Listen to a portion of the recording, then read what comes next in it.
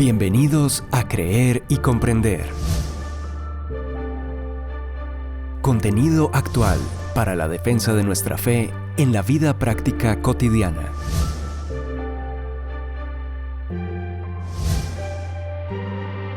Un tiempo de aprendizaje junto al autor, conferencista y apologista Arturo Rojas. Iniciamos. Buen día a todos. En el podcast de hoy voy a hacer las veces de abogado del diablo. Pero antes de que se predispongan, déjenme contarles de qué se trata. La expresión abogado del diablo originalmente era un apelativo para referirse al oficio del fiscal en los juicios de canonización de la Iglesia Católica. Y su papel era cuestionar desde todos los frentes posibles los argumentos para la canonización del candidato en cuestión. Así que para quienes, como los protestantes, no creemos en la Santoral Católica, la labor del abogado del diablo en estos juicios debería simpatizarnos. De hecho, y como dato curioso, mientras este oficio se encontraba aún vigente, los papas católicos a lo largo del siglo XX no pudieron canonizar sino a 98 candidatos desde 1900 hasta 1983, año en que el Papa Juan Pablo II abolió el oficio. Y de este modo, este Papa pudo canonizar en los 17 años restantes del siglo XX y luego hasta el 2005 en que murió a 500 candidatos, más de 5 veces la cantidad de los que todos sus antecesores canonizaron en los 83 años anteriores. Desde entonces, hacer de abogado del diablo consiste en exponer y darles despliegue a los argumentos de la contraparte para poder ocuparse de ellos como corresponde. Así no se comparta en realidad su postura. Ya el apologista cristiano más grande del siglo XX, C.S. Lewis, hizo las veces de abogado del diablo en uno de sus libros más conocidos, titulado justamente Cartas del Diablo a su sobrino. Así pues, voy a exponer aquí de manera necesariamente sumaria algunos de los argumentos más populares en contra de la existencia de Dios. Y precisamente, debido a la brevedad del tiempo, me concentraré en los candentes argumentos pasionales y no en los fríamente racionales que necesitan más tiempo para su tratamiento y pueden resultar algo aburridos y áridos para las personas que no tienen la paciencia necesaria o el temperamento para prestarles la atención y dedicarles el tiempo que requieren. Justamente, el alegato final del diablo en la película titulada El abogado del diablo, protagonizada por Keanu Reeves y Al Pacino, es uno de los más pasionales y descarnados al respecto. Cuando el diablo, personificado por Al Pacino, confronta al personaje de Keanu Reeves con sus escrúpulos y cargos de conciencia, le dice: ¿por quién estás cargando tanto ladrillo? ¿Por Dios? ¿Ese es el problema? ¿Dios? Mira, te voy a dar un poco de información de primera mano sobre Dios. A Dios le gusta mirar, es un travieso. Piensa en ello.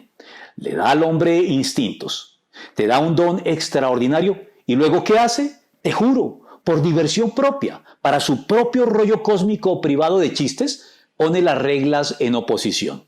Es la gran broma de todos los tiempos.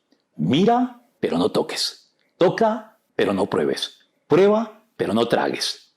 Y mientras estamos saltando de un pie al otro, ¿qué hace él? Está riéndose a carcajadas, el muy enfermo. Es un mojigato, es un sádico, es un casero ausente. ¿Adorar eso? Nunca. He estado aquí abajo con la nariz en el suelo desde el principio.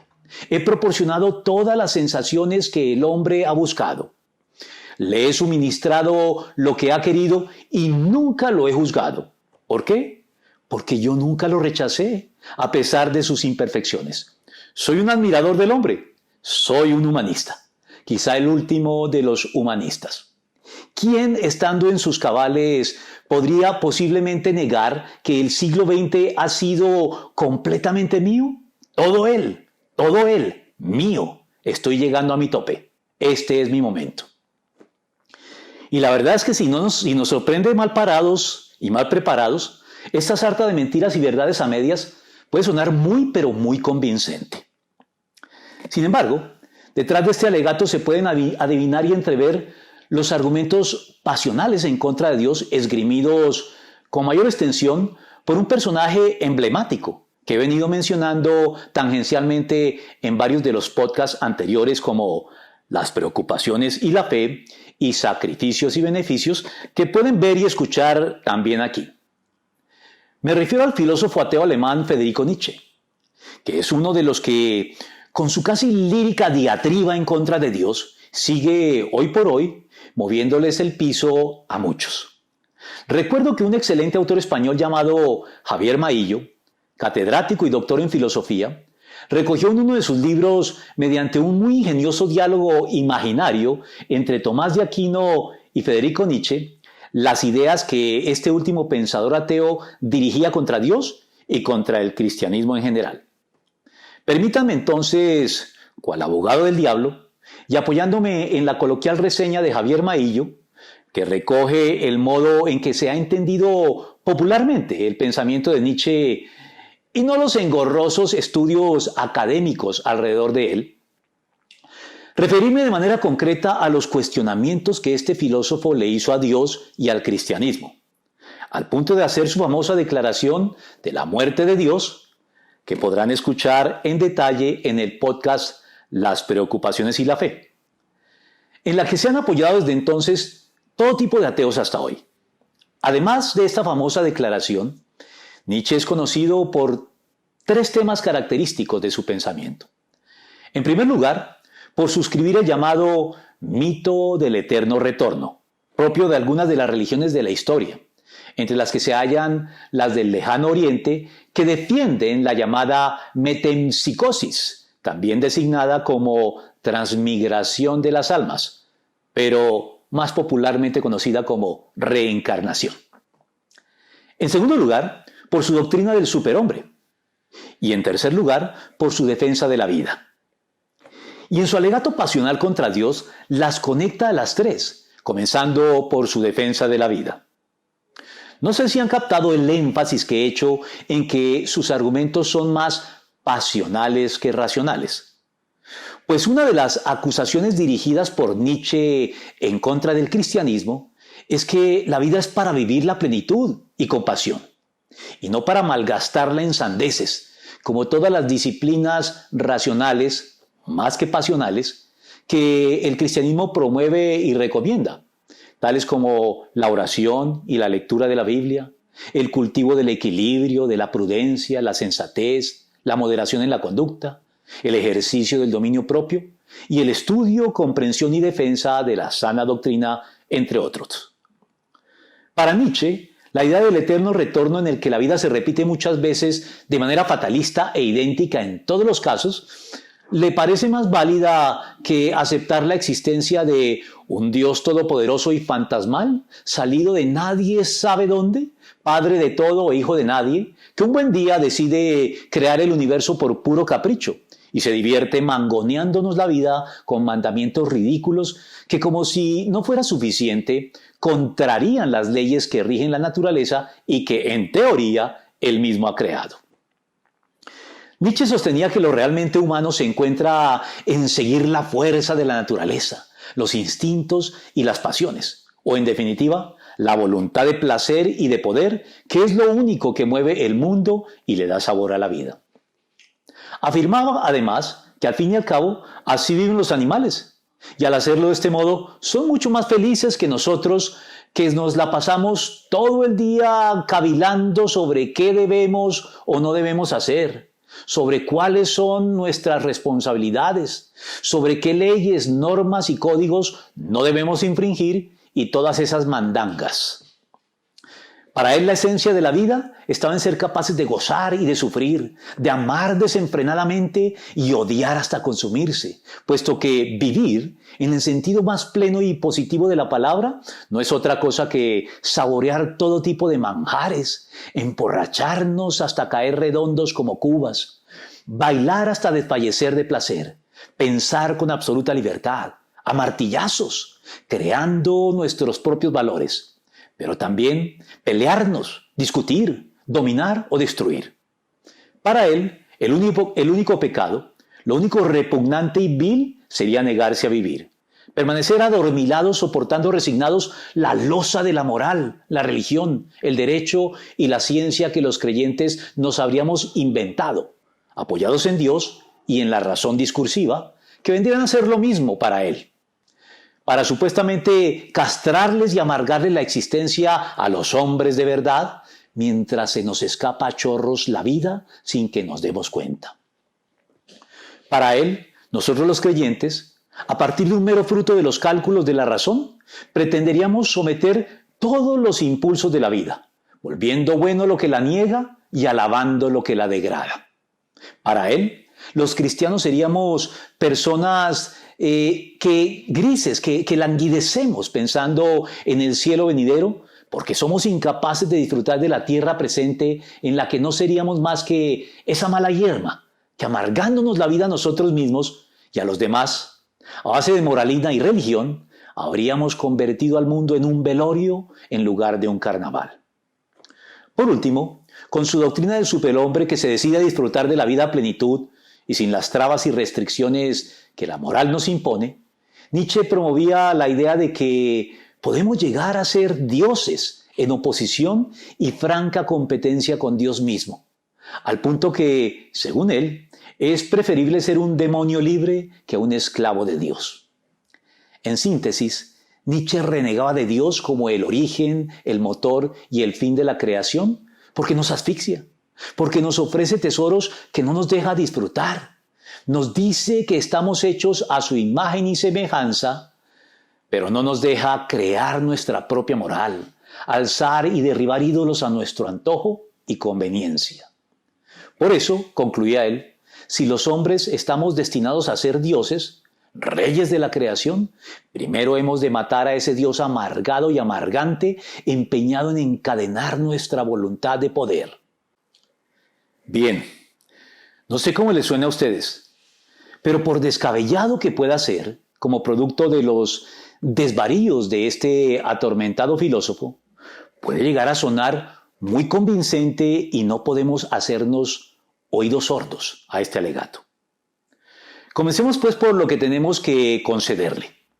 En primer lugar, debemos concederle que no son los argumentos racionales, por correctos, sabios y eruditos que puedan ser, los que mueven las almas de los hombres, sino los sentimientos y las emociones. Por eso, si los argumentos no inflaman nuestras pasiones, son poco y nada lo que logran en nosotros en el propósito de transformar nuestra conducta y nuestra manera de pensar y ver las cosas. A mí, que soy una persona mayormente racional, como corresponde a mi ministerio y llamado a las disciplinas apologéticas o de defensa de la fe, todos los argumentos racionales que he podido estudiar, comprender y exponer a favor de la fe no harían ninguna diferencia si no hubieran terminado de un modo u otro conmoviendo mi corazón para inclinar finalmente mi voluntad a Dios en la persona de Cristo. Y la Biblia también lo afirma, cuando nos informa en 1 Corintios 8:1 que el conocimiento envanece mientras que el amor edifica. Y añade en 2 Corintios 5:14 que el amor de Cristo se ha apoderado de nosotros, desde que comprendimos que uno murió por todos y que por consiguiente todos han muerto.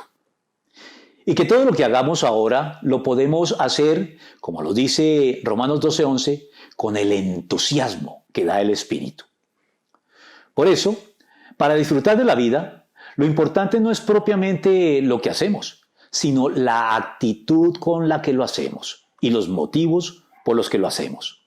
Pues cuando lo que se hace, incluyendo por supuesto las disciplinas cristianas que Nietzsche tanto despreciaba, se hace por amor y no por obligación, siempre resultará apasionante. Como cuando me sumerjo en elaborar estos podcasts y contenidos en general para compartirlos con ustedes, por ejemplo. Algo que me apasiona y que disfruto mucho y me hace sentir muy vivo, como cumpliendo uno de los propósitos para los cuales vine a este mundo.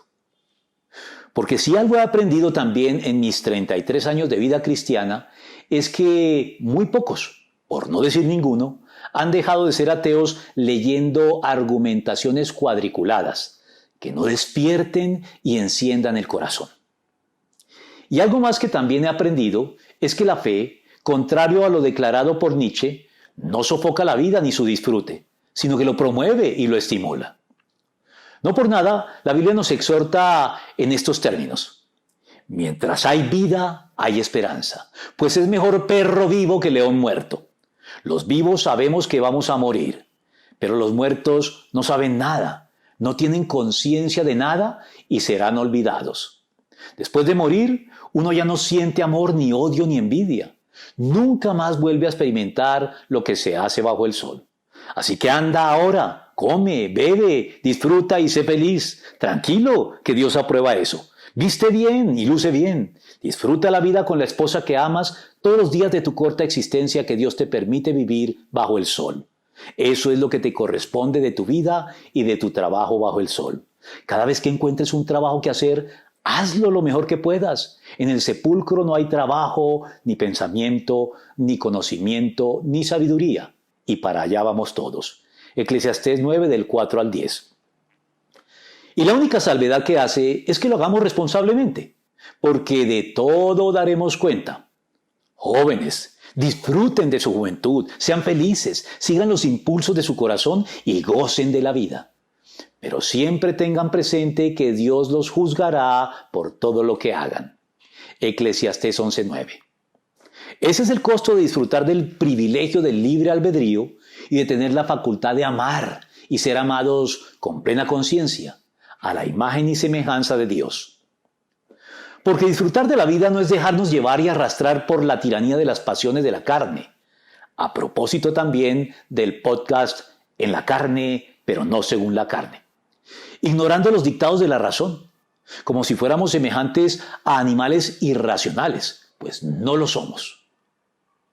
Los cristianos estamos de acuerdo con Nietzsche en que debemos entonces amar la vida y disfrutarla, pues es un don precioso.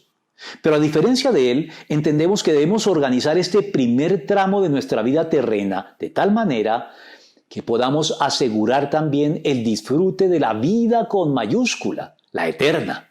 Pues seguimos a Cristo porque Él mismo es la vida, la verdadera vida, la vida abundante. No eso que Nietzsche proponía con absoluta ingenuidad, por no decir necedad, que no es sino una caricatura de la vida, una angustia perpetua por sobrevivir, un afán agotador y estéril por arrancarle migajas de placer a un mundo plagado de dolor y miseria, sin darse cuenta de que si damos rienda suelta sin control a nuestros instintos animales, nos endureceremos y nos quedaremos solos, atrapados en la cárcel de nuestros propios remordimientos y a merced del poder del pecado. Y nos convertimos fácilmente en asesinos, borrachos y violadores, y que por cada verdugo hay 1000 víctimas. Además, los verdaderos creyentes no somos como nos describe Nietzsche, porque sabemos que la vida es el mayor regalo que Dios nos ha dado, y que esas personas incapaces de extraerle el sentido, por su empeño en ver solo la parte negativa de las cosas, que no se emocionan ante una puesta de sol o una noche estrellada, porque no ven detrás la inmensidad del hacedor de todas las cosas, del placer, de la belleza, de la alegría. Esos no son realmente adoradores de Dios, sino víctimas del padre de la mentira, que sigue empeñado en ensuciar la maravilla de la creación, haciendo del paraíso un infierno, donde, perdida la noción de padre, nos comportemos todos como buitres y no como hermanos. Porque la fe que tenemos en Dios no nos humilla. Al contrario, nos fortalece. Los cristianos disfrutamos de la vida, pero nuestra mayor riqueza es sabernos hijos de Dios, herederos del reino, ciudadanos del cielo. Y servir a los demás no nos entristece ni amarga, sino que nos hace fuertes. Pues lo que Nietzsche en realidad hace es disfrutar oponiendo el bien a lo bueno, la verdad a las verdades, Dios a la libertad humana. Y eso es absurdo e injusto. Nietzsche no renegó de Dios por el mal que presuntamente le hacía, sino por soberbia, por envidia, por pura obstinación y terquedad egocéntrica, pretendiendo imponer su voluntad a todo y a todos, a la tierra y al mismo cielo, soñando con convertirse en Dios cuando en realidad estaba agonizando, padeciendo una sífilis crónica, recluido en una habitación de un hospital psiquiátrico por su evidente demencia. Por último, y a riesgo de no exponerlo en este podcast con la extensión que debería, afirmar que Dios es arbitrario y caprichoso al dotarnos con impulsos e instintos naturales que nos impide satisfacer, como si se contradijera a sí mismo, es un absoluto sofisma, pues Dios no prohíbe la satisfacción de los instintos naturales, sino que únicamente los reglamenta, estableciendo los contextos y las condiciones en que deben satisfacerse con seguridad. Además, el cristianismo siempre ha sostenido y defendido que las leyes que rigen el universo no contradicen ni pueden contradecir nunca la ley de Dios, sino todo lo contrario, se ajustan las unas a las otras como el guante a la mano, pues la verdad nunca contradice a la vida. Es por eso que, sin necesidad de recurrir a la fe cristiana, los habitantes de las más remotas tierras y contextos humanos a lo largo de la historia han deducido la existencia de Dios, gracias a la grandeza y majestad de la creación entera que da testimonio de Él.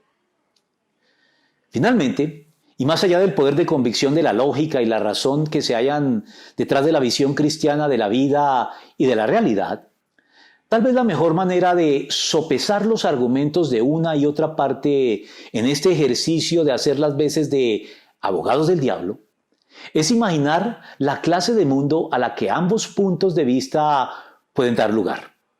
Y les doy una pista.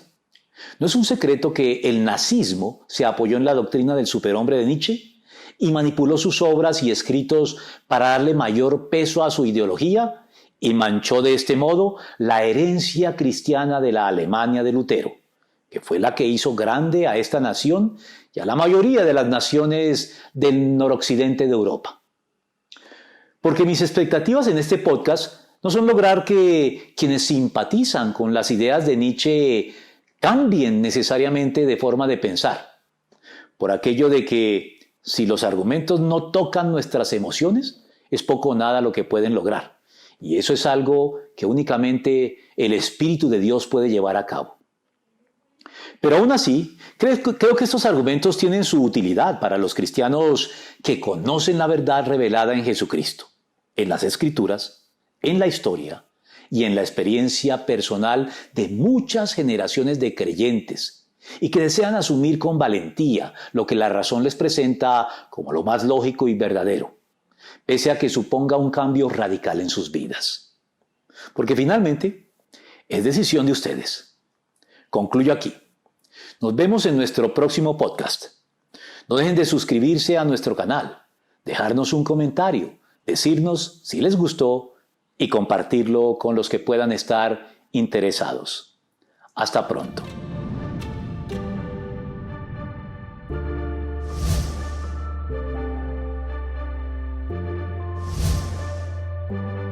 Confiamos en que este tiempo de aprendizaje te haya sido de provecho. Te invitamos a compartirlo, suscribirte y seguirnos en nuestros canales digitales de Creer y Comprender. Hasta nuestro próximo podcast.